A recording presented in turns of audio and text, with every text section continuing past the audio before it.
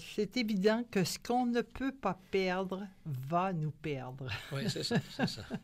Qu'est-ce que vous voulez dire par ça? Oui, bien, si je ne peux pas perdre mon statut, si je peux pas, si je me présente à un examen et je ne peux pas le rater, je ne pourrais pas avoir la concentration, la calme suffisante pour... La peur de ne pas réussir est Et toujours, paralysante. Oui, puis si je perds un avantage et je ne peux pas le perdre, oui, c'est ça. Va me perdre. C'est la catastrophe. Oui, et puis ça, c'est comment apprendre à perdre. Oui, mais il y a d'autres choses là-dedans aussi, puis ça, je pense que c'est une question qu'on évacue assez rapidement lorsqu'on parle des hommes et des femmes, lorsqu'on les compare, en fait, et comparer, ça ne veut pas nécessairement dire évaluer ou juger, mais c'est la question de l'intimité.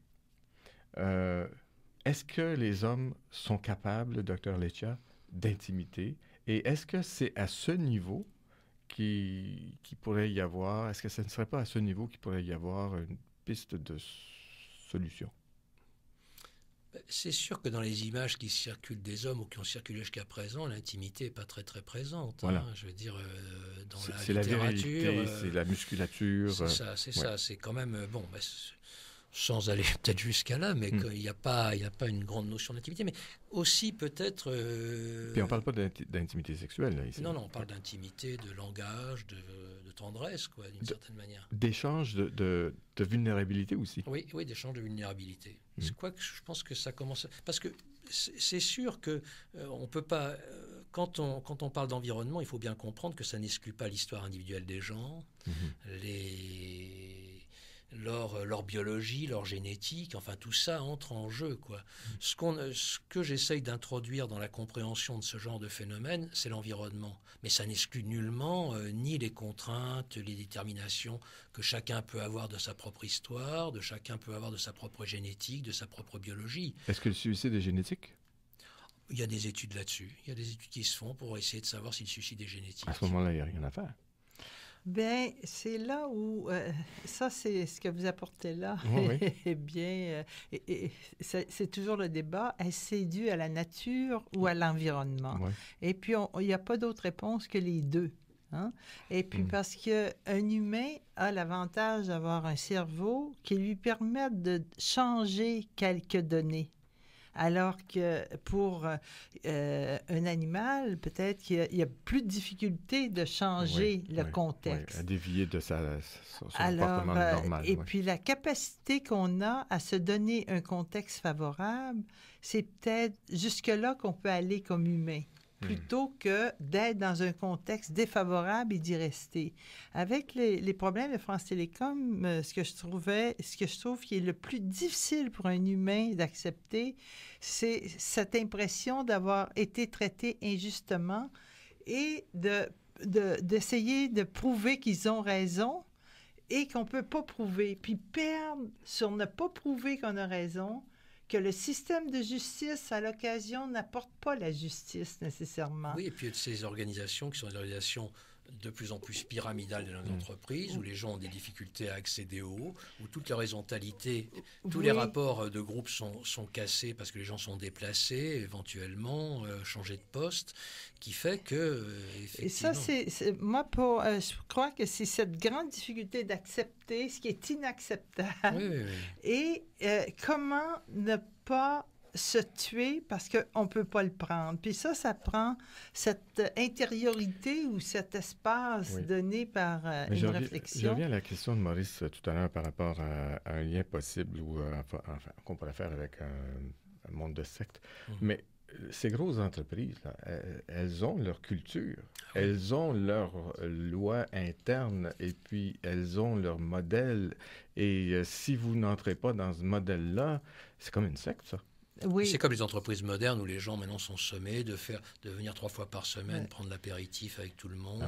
C'est ça. C'est-à-dire qu'il y a des modèles, effectivement, des cultures d'entreprise qui sont très, très, très prégnantes. Et dans une évolution de la masculinité où finalement la substance dont je parlais tout à l'heure n'y est pas, et c'est pas parce qu'elle ne peut pas y être, mais c'est parce qu'elle n'y est pas, dans bien des cas, que cette culture de l'entreprise prend toute la place. Oui. Et donc, à ce moment-là, la personne ne peut pas absorber Oui, s'identifier à son statut, Ouais. s'identifier à sa boîte. Et elle devient aliénée.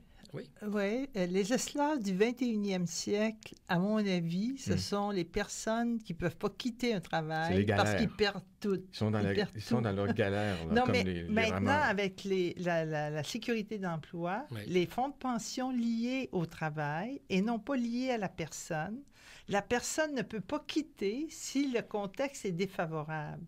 Alors, il n'y a pas juste la notion de vulnérabilité à un environnement déstabilisant, mais il y a les conditions qui empêchent quelqu'un de bouger et de sortir.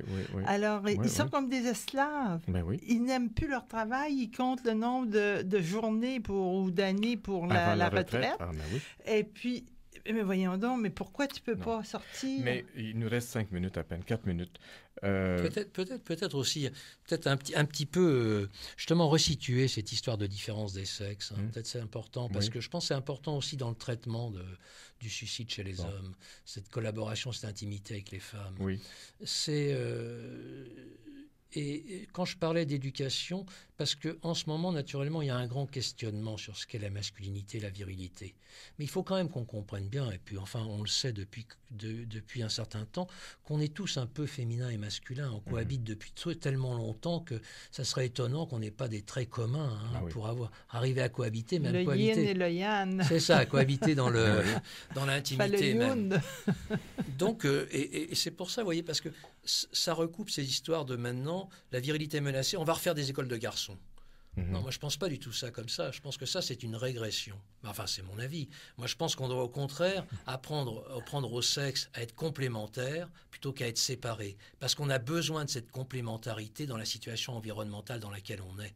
On a besoin à la fois de notre principe masculin et de notre principe féminin. Il s'avère que le principe masculin, actuellement, est émasculé pour cause d'impuissance par rapport à un certain nombre de données environnementales qu'on ne peut pas calculer, qu'on ne peut pas évaluer, et d'autre part que les femmes résisteraient mieux à ça. Donc, essayons d'être complémentaires et essayons de faire en sorte que dans le privé, ce soit un peu comme dans le public, que les femmes puissent exprimer leur position par rapport au malaise civilisationnel et puissent aider les hommes. Oui, mais bon, c'est bien dit tout ça, le docteur Michel. Alors, dans votre avis, le milieu était masculin maintenant. Le milieu était masculin parce que, écoutez, ce qui était masculin, enfin, quand je parle d'émasculation, je parle d'impuissance. Effectivement, ce qu'on entend de plus en plus, c'est l'impuissance. C'est l'impuissance des gouvernements à régler les problèmes, c'est l'impuissance c'est devenu trop gros. Tout est trop gros. C'est exactement ça. Et les dégâts planétaires sont quand même importants, et on n'a aucune notion de savoir comment les régler. Où on peut faire la différence. C'est pour ça qu'il y a... moi, j'ai la chance de faire partie de groupes d'hommes. Dans les sports, dans la musique. On se retrouve en tant qu'homme, on peut déconner, on peut faire ce qu'on veut jusqu'à un certain point dans la légalité et dans la moralité. Et je pense qu'aujourd'hui, la puissance, elle est dans la petite pilule bleue pour bien des gens. Et c'est symptomatique de ce désir de tout vouloir régler avec les médicaments dans notre société, incluant l'impuissance masculine. Pas tout à fait d'accord. Ça, c'est pas grave, ça. On pourrait en discuter. Mais il faut faire une émission là-dessus, sur l'impuissance masculine. Oui, tout à fait. Suzanne, c'est une date. Mais là, notre émission arrive à sa fin et je veux surtout... Suzanne, on peut remercier la présence du Dr Leccia d'être avec nous. Je pense qu'on pourrait faire au moins 5 émissions avec vous. En tout cas, je vous remercie de m'avoir invité. Moi. Et puis, j'espère que ça ne sera pas la dernière fois et que vous serez aussi disponible pour reprendre le thème du début. Et Suzanne, eh bien, comme d'habitude, toujours agréable, même si on n'est pas toujours d'accord. Et puis, un grand merci à Nicolai et voilà, on vous remercie d'avoir été là et on vous souhaite une bonne semaine et au plaisir de vous retrouver à Destination Bonheur sur les ondes de Radio Ville-Marie 91,3 à Montréal et c'est un au revoir.